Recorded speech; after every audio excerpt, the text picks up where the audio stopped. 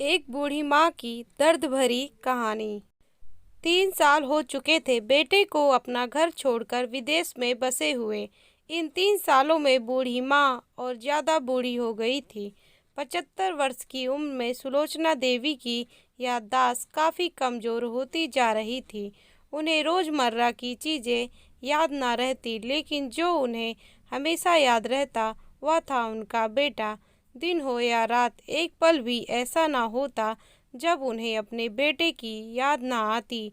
दूसरी तरफ बेटा था जो साल भर में एक आध बार अपनी माँ को फ़ोन कर लिया करता और 2 मिनट से ज़्यादा बातें भी ना किया करता।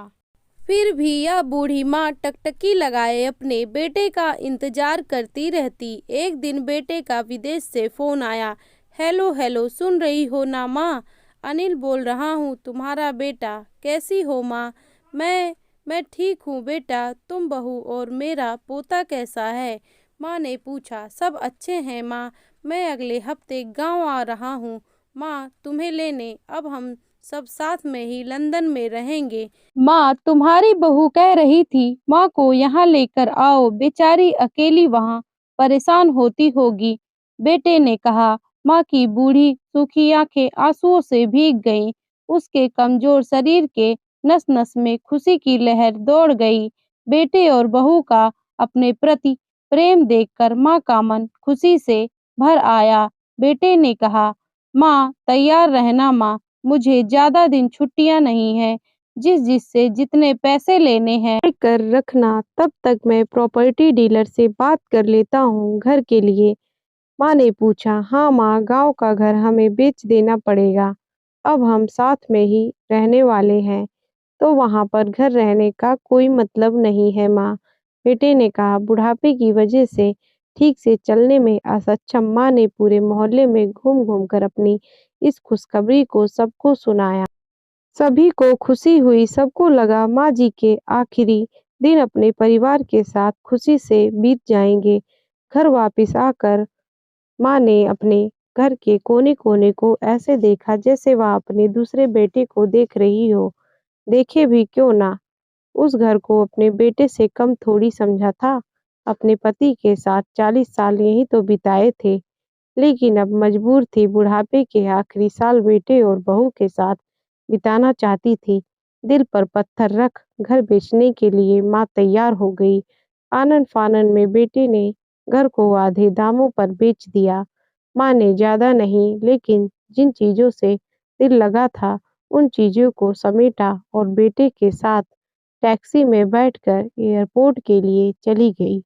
एयरपोर्ट पर आकर बेटे ने माँ से कहा, माँ तुम यही बेंच पर बैठो, मैं सामान और बोर्डिंग पास की जांच करा कर आता हूँ। वहाँ वक्त लगता है और खड़ा रहना पड़ता है, तुम्हें तकलीफ होगी।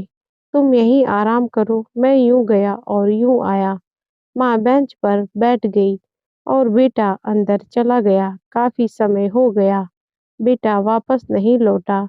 माँ सोचने लगी, ज्यादा भीड़ होगी इसलिए देर लग रही होगी। अंधेरा होने को आया, अब तो लोगों की चहल कदमी भी कम होने लगी।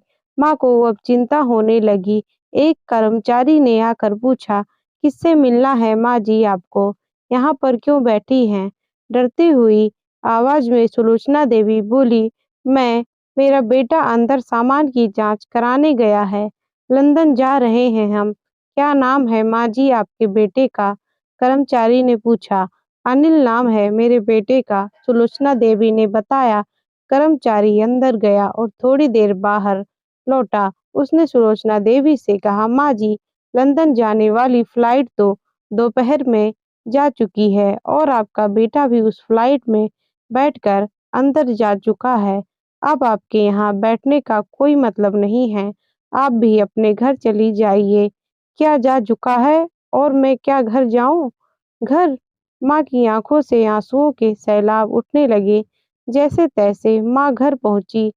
जो अब उसका था ही नहीं, बिक चुका था। वो वही बरामदे में तुलसी के पास सो गई। घर के नए मालिक को उस पर दया आई तो एक कमरा किराए से उसको दे दिया। पेंशन के पैसों से खाना और किराए का बंदोबस्त हो जाता था। दिन बीतने लगे। कुछ दिनों के बाद घर गए नए मालिक ने सुलोचना देवी से कहा, माँ जी आप अपने रिश्तेदारों के यहाँ पर जाकर क्यों नहीं रहती हैं? इस उम्र में आपके लिए वही अच्छा होगा। अच्छा तो होगा लेकिन अगर मेरा बेटा वापस आया तो उसका ख्याल कौन रखेगा? मेरा बेटा बहुत भोला है, उसे अपना ख्याल रखना बिल्कुल नहीं आता। मैं कहीं नहीं जाऊँगी, क्या पता कब उसे मेरी ज़रूरत पड़ जाए। माँ ने कहा, दोस्तों सच बता रही हूँ। माँ की ऐसी बातें सुनकर मेरी आँखों में आँसू आ गए। किसी ने सच ही कहा है, पूत कपूत हो सकता है, लेकिन माता कभी कुमाता नहीं होती। दोस्तों, आप सभी से हाथ जोड़कर विनती करती हूँ, अपने माता-पिता की जितनी हो सके सेवा करना, उनके साथ कभी बुरा बर्ताव मत करना। तो दोस्तों, यह कहानी आपको मेरी कैसी लगी? अच्छी लगी हो तो प्लीज़ चैनल को सब्सक्राइब और लाइक करना ना भूलें और कमेंट में अपनी राय ज़रूर दें।